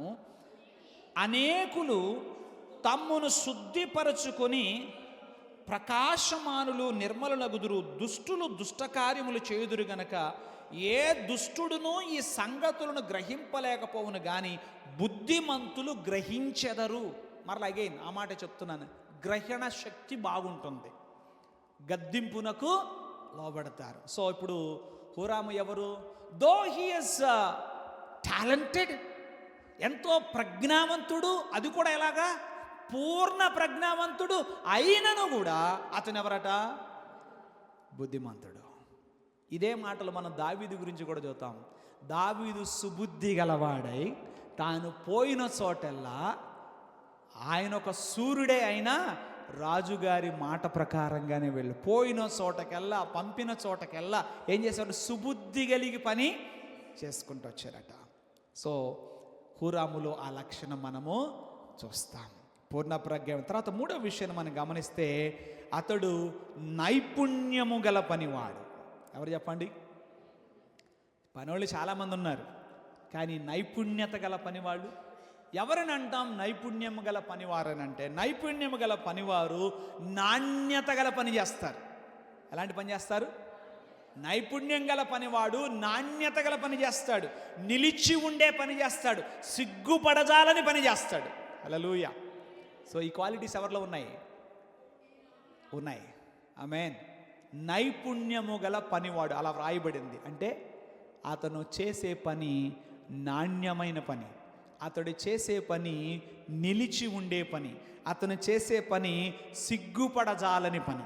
ఎవరైనా వచ్చి ఏదైనా ఎటు చూసినా తలదించుకునేటువంటి పరిస్థితులు అతడు చేయడు. మరి కాబట్టే సొలొమోను గారు కట్టినటువంటి ఆ దేవాలయం ఇట్లాంటి పనోడి ఆధ్వర్యములో జరగటం వలన నాడు అంతటి కీర్తి ప్రఖ్యాతి నొందింది. దేవునికి స్తోత్రం. హల్లెలూయా. 100 సంవత్సరాల పాటు అది చక్కగా నిలిచి ఉన్నట్టుగా మనం చూడగలుగుతాం. లేఖన భాగాలు మనం గమనిస్తున్నప్పుడు ఈ నైపుణ్యము, నిపుణత అనేది ప్రతి పనిలో కావాలి. మీరు అందరూ ఇక్కడ ఉన్న వాళ్ళందరూ పనివాళ్ళేగా? ఏంటి పాస్టర్ గారు పొద్దున్నే మమ్మల్ని పనివాళ్ళు అంటున్నారు? పనివాళ్ళు కాదు, మనం వంట చేశామంటే చేశాం కాదు, ఎట చేయాలి? ఇప్పుడు వండితే ఇంకా గంటకి సద్దోశన వచ్చేటట్టు వండకూడదా? అందుకని ఇక తిట్లు తింటుంది. అందుకని అడగండి దేవుణ్ణి, దేవా నాకేం కావాలి? నైపుణ్యత కావాలి. ఏం కావాలి? మనం ఎన్నో పనులు చేస్తున్నాం. ఎప్పుడు ఆలోచన చేయండి, నేను చేసే పని నిపుణతగా చేస్తున్నానా? నాణ్యమైన పని చేస్తున్నానా? ఏమండి, దేవుని పిల్లలు దీనికి ప్రసిద్ధి అండి. దేవుని పిల్లలంటే ఊరికి ట్యాగ్ వేసుకుని తిరగడం కాదు. మనం ఏ పని చేస్తున్నా అది చిన్న పనా పెద్ద పనా, ఊడ్చినా మళ్ళీ ఇట్టన్నా కూడా తగలకూడదు. దేవునికి స్తోత్రం కలుగునుగా. అది కావాలి. నాణ్యమైన పని, నిలిచి ఉండే పని, సిగ్గుపడజాలని పని. గొర్రెల కాపరు ఊళ్ళో చాలామంది ఉన్నారు, దేశంలో చాలామంది ఉన్నారు. కానీ దావీదు గురించి వ్రాయబడిన మాట ఒకటి మీకు చదివి వినిపిస్తాను. కీర్తనల గ్రంథం 78:72. అది గొర్రెలు కాసుకునే పనే కావచ్చు, కానీ అందులో కూడా నాణ్యత ఉండాలి, నైపుణ్యత ఉండాలి. 78:72. అమ్మా, అతడు యథార్థ హృదయుడై వారిని పాలించెను, కార్యముల యందు నేర్పరియై. ఆ మాట అండర్లైన్ చేయండి. ఎవరైనా కార్యముల యందు నేర్పర్య. రాజులు ఎంతోమంది పరిపాలించారు, కానీ వాళ్ళ గురించి ఎవరు చెప్పుకోవట్లా. దావీదు గురించి ఎందుకంటే చెప్పుకుంటున్నారు? దావీదు గారి రాజ్యం మరలా రావాలని ఎందుకు చెప్పుకుంటున్నారు? మెస్సయ్యను దావీదు కుమారుడని ఎందుకు పిలిచారు? ఎందుకంటే ఆయన నడిపింపును మరవలేకపోతున్నారు. హల్లెలూయా. దేవుని పిల్లలు ఎలా ఉండాలి? దేవుని పిల్లలు ఎలా ఉండాలి? నిపుణత గల పనివారుగా ఉండాలి. నేను అందుకే ప్రోత్సహిస్తాను. ఈవెన్ పిల్లలతో చెప్తాను, పెద్దవాళ్ళతో చెప్తాను. మీరు చేసే పని ఏది అనేది కాదు, ఆ పనిని మీరు ప్రేమించాలి. దేవునికి మహిమ తేవాలి. ఎట్లా వస్తుంది దేవునికి మహిమ? యేసుప్రభు చెప్పారు కదా, మనుషులు మీ సత్క్రియలను చూచి పరలోకమందున్న మీ తండ్రిని మహిమపరచునట్లు వారి ఎదుట మీ సత్క్రియలను చేసి వారి ఎదుట మీ వెలుగు ప్రకాశింపనీయండి అని అన్నాడు. ఏమన్నాడు? కొత్తిమీర తెచ్చాం. జనరల్గా కొత్తిమీర వచ్చేటప్పుడు 4-5 గడ్డి పరకలు ఉంటాయి. ఏమి లేదు, తోకల కడ్డ కసకస వేసేసి అయితే తినేటప్పుడు గడ్డి తగిలింది అనుకో, ఎవరమ్మా ఇది వండింది, గడ్డి వేసారంటారు అనరా? తాగి దాన్ని ఏరైతే ఏం పోయింది? పనిలో ఏం లేదు. ప్లీజ్. అదేమంటే ఈరోజు ఏమన్నారు, అసలు సమాజం ఎట్టుందంట. సమాజం అలా ఉండొచ్చు, నువ్వు అలా కాదు. నువ్వెవరివి? వేరే క్రిస్టియన్. నువ్వు క్రైస్తవుడవు, నువ్వు క్రైస్తవురాలివి. క్రైస్తవుడు. Who is Christian? ఎవరు క్రైస్తవుడు అంటే? సంఘం అంటే ఏంటి? ప్రభువునకు చెందిన వారుగా ఉండుటకై బయటకు పిలువబడిన ప్రజా సమూహమే సంఘం. We belong to the Lord. నువ్వు ప్రభువునకు చెందిన వ్యక్తిగా. ఏది నీ ప్రత్యేకత? అందరూ ఎట చేస్తాను నేను చేస్తానని కాదు, అలా చేయడానికి వీల్లేదు. ఏం చేయాలి? అప్పుడే కదా దేవుని నామానికి మహిమ. చేశానంటే చేశాను, సర్దానంటే సర్దాను కాదు. కమాన్. పౌలు ఇది ఒక ఈ పని ఆ పని అని కాదు, ఈవెన్ దైవ సేవకులకు కూడా, నాబోటి వారికి కూడా హెచ్చరిక బైబిల్లో ఉందండి. చూపిస్తాను, ఒకసారి గమనించండి. తిమోతికి రాసిన 2వ ఉత్తరం 2వ అధ్యాయం 15వ వచనం. తిమోతికి రాసిన 2వ పత్రిక 2వ అధ్యాయం 15వ వచనం. అమ్మా, దేవుని ఎదుట యోగ్యునిగా. ఎవరి ఎదుట? దేవుని ఎదుట యోగ్యునిగా, సిగ్గుపడనక్కరలేని పనివానిగా, సత్యవాక్యమును సరిగా ఉపదేశించువానిగా నిన్ను నీవే దేవునికి కనపరుచుకున్నట్టుకు జాగ్రత్త పడు. ఆమేన్. నిన్ను నీవే అంటే నీ మీద ఎవరు ఇన్స్పెక్టర్ ఉండరు. నీ మీద ఎవరు ఇన్స్పెక్టర్ ఉండరు. శానిటరీ ఇన్స్పెక్టర్ రారు అంటే మీ ఇంటికి శానిటరీ ఇన్స్పెక్టర్ వస్తారా? ఎవరికి శానిటరీ ఇన్స్పెక్టర్ అవసరం? రోడ్ల మీద ఊడ్చేవారు శానిటరీ ఇన్స్పెక్టర్ వస్తారు, వాళ్ళు చూస్తుంటారు. నీ ఇంటికి నీవే ఇన్స్పెక్టరు, నీవే worker. Amen. Worker come inspector. Who is that? A Christian. A Christian is such a person, is at same time is a worker and also as inspector of his work. మనం ఏమై ఉండాలి చెప్పండి? మనం పనివానిగా ఉండాలి, పర్యవేక్షకునిగా ఉండాలి. దేని విషయంలో పర్యవేక్షకునిగా? దేవుని వాక్యపు వెలుగులు. నా పనిని నేనే పరీక్షించుకుంటూ ఉండాలి. ఆమేన్. ఎలా చేస్తున్నానో, ఏం చేస్తున్నానో అనేది అవసరం. సో హూరాము ఎవరు చెప్పండి? ఏంటి? ఏంటి బట్టి ఎండ దెబ్బ తగిలిన వాళ్ళకి మళ్ళీ అటైపోయారు, చల్లగా ఉన్న వాళ్ళు. వాక్యం వేడెక్కుతుందా? మరి వేడిగానే ఉంటుంది. నా మాట అగ్ని వంటిది కాదా? నా మాట సుత్యం వంటిది కాదా? పడతాయి. కమాన్ చెప్పండి. నైపుణ్యము గల పనివాడు.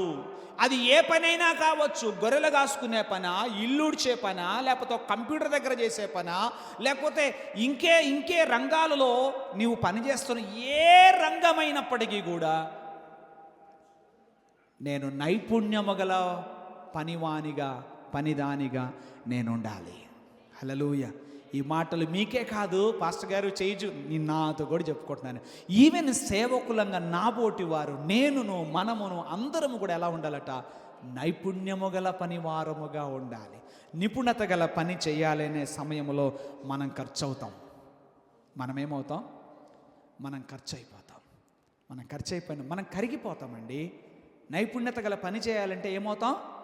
ఖర్చు అవుతాము, కరిగిపోతాం. నిలిచి ఉండే పని చేయాలంటే అయిపోతుంది, గూడలు పోతాయి కావచ్చు. కానీ దేవుడిచ్చిన ఈ కొద్ది జీవితంలో, దేవుడు మనకు ఈ జీవితంలో ఆయన నామ మహిమార్థమై జీవించారు. సో అందుకని భక్తులు కొంతమంది పెద్దవారు చెప్పగా విన్నాను, ఎంతకాలం బ్రతికామన్నది కాదు ముఖ్యం, ఎలా బ్రతికామన్నది ముఖ్యం. ఎంత సంపాదించామన్నది ముఖ్యం కాదు, ఎలా సంపాదించామన్నది ముఖ్యం. దేవునికి స్తోత్రం. ఎంత చేశామన్నది కాదు, ఎలా చేశామన్నది చాలా ముఖ్యం. హల్లెలూయా. ఎకరాలు దున్నటం కాదు, ఎలా దున్నావు. విత్తిన విత్తనం మొలకెత్తేలాగా దున్నావా, లేకపోతే వరకు దున్ని పడేసావా? ఇలా ఆలోచిస్తే ఎన్నో. సో హూరాము దగ్గర నుంచి మనం నేర్చుకోవచ్చు. అతడు నైపుణ్యము గల పనివాడు. తర్వాత ఈయనలో ఒక టాప్ మోస్ట్ క్వాలిటీ ఉంది. ఇప్పుడు చెప్పిన వాటికే టాప్ అనుకుంటే వీటికి మించింది ఒకటి ఉంది. ఇతను ఎవరో తెలుసా?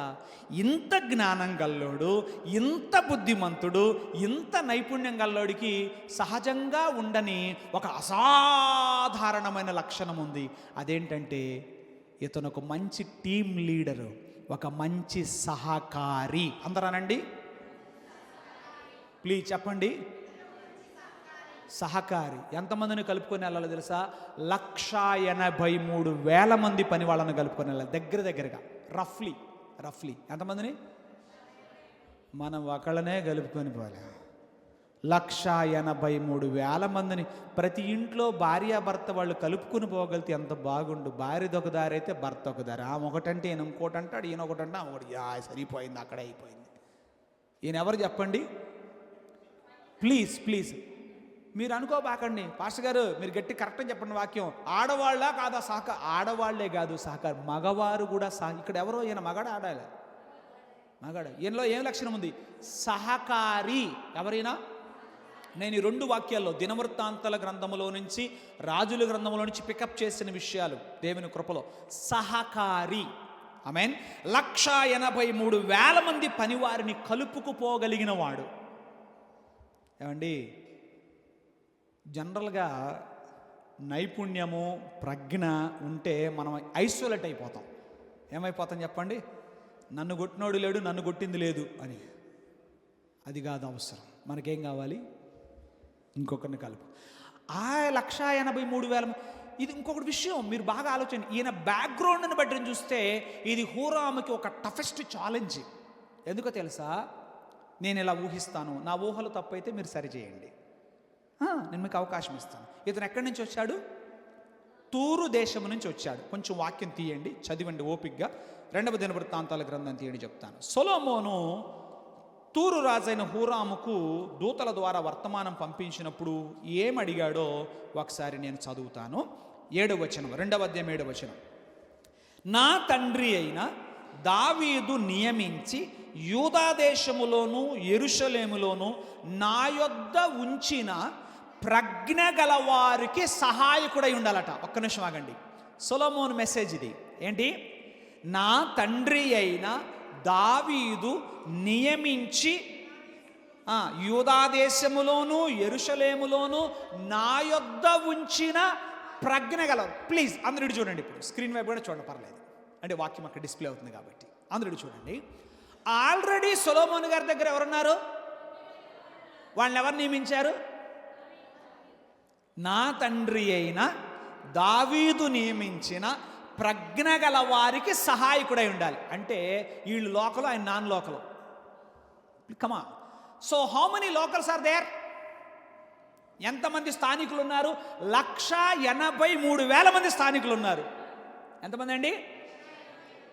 ఒక నాన్ లోకల్ పర్సను, ప్లీజ్ మీరు సమాజంలో ఒక్కసారి ఒక నాన్ లోకల్ పర్సను, స్థానికేతరుడు 1,83,000 మంది స్థానికులతో కలిసి పనిచేయడం చేయనిస్తారు అసలు? వచ్చాడండి పెద్ద వచ్చాడు పోటుగాడు. ఇక్కడ మేమున్నా ఎంతమంది? 1,00,000. మమ్మల్ని ఎవరు నియమించారు? దావీదు గారు నియమించారు. అందరూ అనండి ఒకసారి. మీకు చెప్పడం రాట్లా. మమ్మల్ని దావీదు గారు పెట్టారు. బోడి వచ్చాడు. ఎక్కడి నుంచి వచ్చావయ్యా నువ్వు? ఏం చేస్తావయ్యా నువ్వు? ఎన్ని మాటలు కమాన్ వినబడి ఉంటాయో. చెవిటివాడైనట్టు ఊరకుండటమే కాదు, అయినా ఇంకొకటి ఈయన తిట్టడానికి ఇంకొకటి ఉందండి పాయింట్. ఏంటంటే, నువ్వేమన్నా యూదుడువా? కట్టేది దేవాలయం. మీ నాన్నెవరో తెలుసా నీకు? ఇలాంటి మాటలు కూడా వినుంటాడు. ఎన్ని మాటలు విన్నా ఏమన్నా, Huram was not disturbed at his heart. మనం ఏటైపో తెలుసా? మనల్ని గురించి ఎవరైనా కొంచెం నెగిటివ్గా మాట్లాడితే మొత్తం పోద్ది. బయలుదేరాడండి పెద్ద పోటుగాడు. ఇక్కడ మేము ఎంతమంది ఉన్నాం, మమ్మల్ని మించి ఏం చేస్తాడో చూద్దామని ఎంతమంది ఉన్నారో, తప్పు పట్టుకుందామని వెతుకుతున్నవారు ఎంతమంది ఉన్నారు, బ్యాక్గ్రౌండ్ను బట్టి దూషిస్తున్న వాళ్ళు ఎంతమంది ఉన్నారు. కానీ ఎవరు ఎంత అంటున్నా 1,83,000 మందిని కలుపుకొని పోయి దేవాలయాన్ని నభూతో నభవిష్యతి అన్నట్టుగా రూపించాడు. గట్టిగా సపట్లు కొట్టచ్చుగా, నాకు కొట్టమంటలా. హూరాము. ఎవరు చెప్పండి? హూరాము సహకారి. మనం కంప్లైంట్ ఏం చేస్తాం తెలుసా? నాకెవరు సహకరించట్లేదండి. నేనేం చెప్పంటా? నాకెవరు సహకరించట్లేదండి, ఏం చేద్దాం? సొలొమోను దగ్గరికి ఎప్పుడైనా కంప్లైంట్ తీసుకెళ్ళాడా హూరాము? సొలొమోను గారు మీరు చెబుతారా లేదా మీ వాళ్ళకి? ఎవరికి? కొంతమంది బలి చెబుతారు. మీ వాళ్ళకి మీరు చెప్పుకుంటారు లేదా? నన్ను కానీ ఇట్టంటే నేను వెళ్ళిపోతా. తెగ బెదిరిస్తారండి బాబా. నన్ను కానీ ఇట్టంటే మా దేశంలో నాకు ఎంత పేరుందో తెలుసా? నీ దేశంలో నీకు చాలా పేరు ఉండొచ్చు, నువ్వు చాలా ప్రజ్ఞ గలవాడివై ఉండొచ్చు, చాలా బుద్ధిమంతుడు అవ్వచ్చు, చాలా నిపుణత గలవాడివై ఉండొచ్చు, కానీ నీవు సహకారివై ఉండాలి. సొలొమోను చెప్పకనే చెప్పాడు, అయ్యా మా నాన్న టైంలో నియమించాడయ్యా, ప్రజ్ఞ గల వారిని పెట్టాడు. ఆల్రెడీ ఇక్కడ ఉన్నారు, లోకల్స్ ఉన్నారు. కానీ ఇప్పుడు అతను ఏం చేయాలి? వీళ్ళకి సహాయకుడై ఉండాలి. ఎంతమంది తలగరేసే వాళ్ళు ఉన్నారో, ఎంతమంది దూషించే వాళ్ళు ఉన్నారో, ఎంతమంది ఏం చేస్తాడో చూద్దామని అనుకున్నారో. కోడల పిల్ల ఇంటికి వచ్చినప్పుడు కూడా ఎట్నేమంటే స్టోరీలు. ఎవరు మధ్యలో ఎట్టడి చెప్పకుండా ఉండలేను నేను. మరి ఎందుకంటే కుటుంబాలు కూడా పనికి రావాలి కదా, వాక్యం అది పనికి రానప్పుడు ఉపయోగం లేదు కదా. ఇంటికి వచ్చినప్పుడు ఏమంటారు? ఏంది మాకన్నా మించి చేస్తుందా అమ్మా అంటే ఏమో ముడుచుకుపోద్ది. ముడుచుకుపోకూడదమ్మా తల్లులారా చెల్లెళ్ళారా, వినండి. దేవునిపై ఆధారపడు. ప్రభువా, ఇన్ని కన్నులు నన్ను పర్యవేక్షిస్తుండగా, ఇన్ని నోళ్ళు నా కొరకు కాచుకొని ఉండగా అనండి, ఇన్ని కన్నులు నన్ను వెదుకుచుండగా, ఇన్ని నోళ్ళు కాచుకొని ఉండగా, నా దేవా నా చేయి పట్టుకొని నాకు సహాయం చేయి. వాళ్ళే కాదు, మనం పిల్లలు బెంబేలు ఎత్తిపోకండి. ఎక్కడైనా ఉద్యోగాల్లోకి వెళ్తే ఇదే జరుగుతూ ఉంటుంది. ఏం కార్తీక్ ఇలా ప్రార్థన చేయాలి. దేవా సందీప్ ఏం ప్రార్థన చేయాలి? ప్రభువా, ఇన్ని కన్నులు నన్ను పర్యవేక్షిస్తుండగా. సపోజ్ అనుకుందాం, అప్పుడు దాకా ఎవడో చేస్తుంటాడు టాప్, వాడిని కాదు నిన్ను పెడతారు. వాడు ఊరుకుంటాడా? ఏం చేస్తాడు? ఎప్పుడు దొరుకుతాడా? పైగా నువ్వు నాన్ లోకల్, నువ్వు లోకల్ కాదు. ఏం చేస్తారు? But Huram he was succeeded in his job. దేవునికి స్తోత్రం. తనకు అప్పగించబడిన పనిలో విజయం సాధించాడు. ఇంతకెవరైనా ఓ విధవరాలి కొడుకు అనండి ఆ మాట, చులకన చెయ్యొద్దు. విధవరాలి కుమారుడే కావచ్చు, కానీ దేవుని యందు భయభక్తులు గలవాడై విశేష ప్రతిభను చూపాడు. ఇశ్రాయేలు దేశములో ప్రజ్ఞ గల వారికి కొదవలేదు, ఇశ్రాయేలు దేశములో తెలివితేటలు గల వారికి కొదవలేదు, ఇశ్రాయేలు దేశములో నైపుణ్యత గల వారికి కొదవలేదు. బట్ జ్ఞానము కలిగిన సొలొమోను ఆలోచన చేశాడు, I need a person, so qualities నాకు కావాలని నేను చెప్పగా సెలెక్ట్ చేసి పంపించాడండి. పూర్ణ ప్రజ్ఞావంతుడు, బుద్ధిమంతుడు, నైపుణ్యము గల పనివాడు, సహకారి. లేఖనాలు చూడండి, నెహెమ్యా ఒక మంచి సహకారి. పని మధ్యలో అన్నారు, బరువులు మోయువారి బలము తగ్గిపోయాను, చెత్త విస్వారము మేము కట్టలేము అంటే నెహెమ్యా ఏం చేశాడు? అయ్యలారా అట్లా అనొద్దు అంటూ వాళ్ళని ప్రోత్సహించాడు. చాలాసార్లు మనకు సెట్ బ్యాక్స్ ఎదురవుతాయండి. ఓ పని చేస్తున్నప్పుడు చాలామంది వెనక్కి తన్నుతూ ఉంటారు, లాగుతూ ఉంటారు. అయితే ఏం చేయాలి? వాళ్ళని కూడా కలుపుకొని పాడాను నెహెమ్యా. మోషే అంతే, అన్నే, కానీ ఏమన్నా సహకరించాడా సరిగ్గా? అహరోను కొండ మీద లేట్ అయిందనుకో, కింద బొమ్మ చేస్తావు నువ్వు, ఎవరో మరి అట్లాంటి అహరోన్ని పెట్టుకొని పనిచేశాడా? మోషే ఒక మంచి అవునా? రైట్. అంటే వీళ్ళు ఎవరు చెప్పండి? ఇతరులను చక్కగా కలుపుకొని, వాళ్ళు ఎట్లాంటి వాళ్ళైనా వాళ్ళని కలుపుకొని పోగలిగిన నెహెమ్యా, మోషే, ఇక మన ప్రభు టాపు. ఆయన టీం సంగతి చెప్పండి ఒకసారి. నేను తరగా ముద్దు పేర్లు పెట్టి చెప్తూ ఉంటాను మీకు తెలుసుగా. ఒకడు తొందరోడు, ఒకడు నోడు దోలోడు, ఒకడు కోపిస్తోడు, ఒకడు అనుమానపోడు. ఇది వాళ్ళ లిస్టు. దొంగోడు ఒకడు, అవును ఉన్నాడు, మరి దొంగోడు ఒకడు ఉన్నాడు. ఒకడాడు ఎప్పుడప్పుడు కాజేసి దొంగోడు ఒకడు ఉన్నాడు, అనుమానపోడు ఉన్నాడు. ఏదైనా అనుమానం ముందు పుట్టి తర్వాత పుట్టాడు అన్నట్టుగా ఉంటుంది. మరి ఇలాంటి వాళ్ళని పెట్టుకొని యేసు పరిచర్య చేశాడుగా. అఫ్కోర్స్ వాళ్ళలో ఉన్న లోపాలు రెక్టిఫై చేశాడు, తన ఆత్మతో నింపాడు. అయితే ఇవన్నీ జరిగాయంటే ప్రభు. ఆమేన్. సో ఇది మనకు ఒక మాదిరి, ఒక పాఠం. చివరిగా నేను చెప్తాను 5వ విషయం, వీటన్నిటికీ సరిపోయిన ఒక కవరింగ్ అనమాట. ఇదంటే కవర్. సకలమైన పనులయందు నేర్పరితనం గలవాడు. ఎవరు చెప్పండి? సకలమైన పనులయందు నేర్పరితనం. నేను ఇది చెప్తా ఉన్నప్పుడు నాకు మ్యూజిక్ డైరెక్టర్స్ గుర్తొస్తారు. జనరల్గా ప్రతి మ్యూజిక్ డైరెక్టరు నాకు తెలిసినంతలో ఏదో ఒక వాయిద్యమును వాయించటంలో వాళ్ళు స్పెషలిస్ట్ ఉంటారు. బట్ వాళ్ళు మిగతా వాయిద్యముల గురించి కూడా అవగాహన గలవారై, పట్టుగలవారై, మిగతా వాళ్ళని చక్కగా గైడ్ చేస్తూ ముందుకు తీసుకెళ్తారు. ఆమేన్. సో హోరాములో ఆ లక్షణం ఉంది. బేసిక్గా ఈయన ఇత్తడి పనివాడు. ఎవరు చెప్పండి? ఒక్కసారి వాక్యం చూద్దామా? రాజుల గ్రంథములో ఆయన గురించి కేవలం ఇత్తడి పనివాడని మాత్రమే వ్రాయబడింది. ఎందుకంటే వాళ్ళ నాన్న కూడా ఇత్తడి పనివాడే. ఇత్తడితో చేయు సమస్తమైన పనులలోనూ బహు చమత్కారపు పనివాడు. అయినా బంగారంతో పని చేయించగలిగాడు, వెండితో పని చేయించగలిగాడు, చెక్కతో పని చేయించగలిగాడు. రైట్. నూలుతో, ఎర్ర నూలు, నీలి నూలు, ఊదా నూలుతో పని. అంటే ఈయన బేసిక్గా ఇత్తడి పనివాడే అయినప్పటికీ మిగతా పనుల విషయమై కూడా ప్రవేశము కలిగి ఒక ఆల్రౌండ్ పెర్ఫార్మెన్స్ ఇచ్చాడు. హల్లెలూయా, హల్లెలూయా. ఇంతటి విశేషాలు మనకి ఎవరి జీవితంలో కనబడుతున్నాయి? ఈ స్థాయికి ఎవరు ఎదిగారు? రాజుగారి కొడుకు కాదు, ఒక విధవరాలి కుమారుడు. దేవుని బిడ్డ, ఒక విధవరాలి కుమారుడే ఇంతటి విశేష ప్రతిభ చూపగలిగితే నీవెందుకు నేనేమీ కాను, నా వల్ల ఏమీ కాదు, నేను ఒక యూజ్లెస్ ఫెలో అని ఎందుకు నిన్ను గురించి నువ్వు అనుకుంటున్నావు? దేవుని పాదాలు పట్టుకో. దేవునికి స్తోత్రం. ఇంకా ఉందని చెప్పు. ఏదో ఉంది, మేలైనదే ఉంది అని చెప్పు. దేవునికి స్తోత్రం. హల్లెలూయా. నా ప్రభువు సహాయంతో నేను ఇది చేయగలను. అందుకే పౌలు అంటాడు, నన్ను బలపరచువాని యందు I can do all things through Christ who strengthen me. నన్ను బలపరచువాని యందు నేను సమస్తము చేయగలను. చేసేదేదో నైపుణ్యంగా చేద్దాం.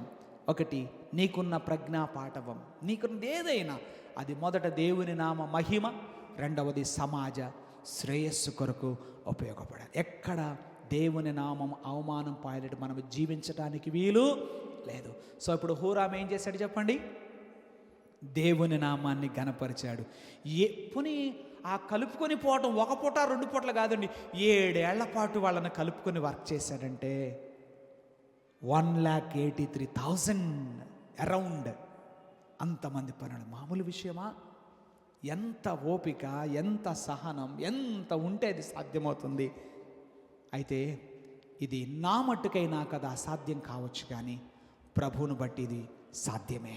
దేవునికి స్తోత్రం. దేవుని ఆత్మచేత నింపబడినప్పుడు ఇది మనకు సాధ్యమే.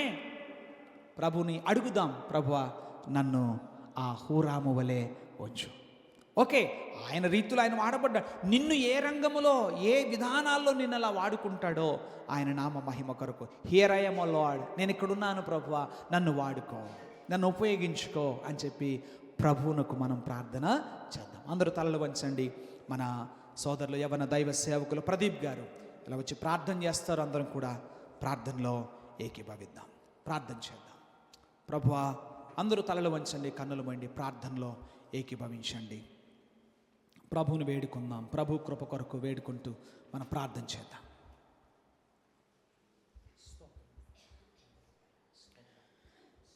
పరిశుద్ధుడా, గొప్ప దేవుడా, మీకు వందనాలు. అవును తండ్రి, మమ్మల్ని మీరు ప్రత్యేకంగా నిర్మించారు. మీరు మమ్మల్ని రూపించిన విధం చూస్తే మాకు ఆశ్చర్యమును భయమును కలుగుచున్నవి తండ్రి. హీరాముని మీరు సృష్టించారు తండ్రి, హీరాముని మీరు చేశారు, నన్ను మీరు చేశారు, ఇక్కడ ఉన్నటువంటి ప్రతి ఒక్క వ్యక్తిని మీరు ప్రత్యేకంగా చేశారు. అందుకే కదా ప్రభా మా వేలు ముద్రలు కూడా కలవట్లేదు. ఎంత శ్రద్ధ చూపించారు నాయన. గొప్ప దేవా, మీకు వందనాలు. అలాంటి సృష్టికర్తనైన మిమ్మల్ని ఆరాధించేటువంటి భాగ్యం మీరు మాకు కలిగించారు ప్రభా, దాన్ని బట్టి మీకు వందనాలు తండ్రి. ఈరోజు మేము చదువుకున్నటువంటి, నేర్చుకున్నటువంటి, మీరు మాతో మాట్లాడినటువంటి హీరాము గురించి మిమ్మల్ని స్తుతిస్తున్నాం నాయన. మేము సాకులు చెప్పడానికి, మేము సర్దుకుపోవడానికి, మేము పర్వాలేదు అనుకోవడానికి, మా వల్ల కాదు అని చెప్పడానికి మాకు ధైర్యం చాలట్లేదయ్యా. మమ్మల్ని క్షమించండి. ఇప్పటి వరకు అలాంటి మాటలు మా నోట నుంచాయి, మేము ఉన్నాం అలా. ఈరోజు మేము సరి చేసుకుంటున్నాం నాయన. మేము చేసేటువంటి ప్రతి పనిలో అవును నాయన, తినినను తాగినను ఏమి చేసినా సరే అది దేవుని మహిమ కోసం చేయాలని వాక్యం సెలవిస్తోంది. మాట్లాడినా సరే, ఒక ఆలోచన చేసినా మీకు మహిమ తెచ్చేలాగా మీరు గమనిస్తున్నారని దృక్పథంతో, ఆలోచనతో, మీరు మమ్మల్ని చూస్తున్నారనేటువంటి గ్రహింపుతో మేము ముందుకు వెళ్ళడానికి, ఆ పనులు చేయడానికి మాకు సహాయం దయచేయండి. అవును తండ్రి, తన పని యందు నిపుణత గలవాడు సామాన్యులు ఎదుట కాదు కానీ రాజుల ఎదుట నిలబడతాడని వాక్యం చెప్తుంది ప్రభువా. మేము రాజులకు రాజైన మీ ఎదుట నిలబడాల్సిన రోజు ఒకటి ఉంది నాయన. అప్పుడు తలదించుకుని సిగ్గుమాలిన పనివాడిగాను మేము ఉండకుండా ఉండాలంటే ఇప్పుడు మా నైపుణ్యతను మేము చూపించాలి, మా నైపుణ్యతను మేము మెరుగుపరుచుకోవాలి తండ్రి. ఆ కృపను మీరు మాకు దయచేయాలని మేము అడుగుచున్నాం. మాకు సహాయం దయచేయండి నాయన. కృప చూపించండి. పూర్ణ ప్రజ్ఞ, బుద్ధి, నైపుణ్యం, సహకారత్వం, సకల విద్యా ప్రావీణ్యత, అవును తండ్రి, ఎన్ని మేము ఉండి గర్వానికి మేము ఎక్కడ అవకాశం ఇవ్వకుండా సహాయం దయచేయండి. ఇతరులతో కలుపుకునేటువంటి కృప మాకు దయచేయండి. సామాన్యంగా, సాధారణంగా ఉండడానికి మా కృప చూపించండి తండ్రి. తగ్గింపును దయచేయండి.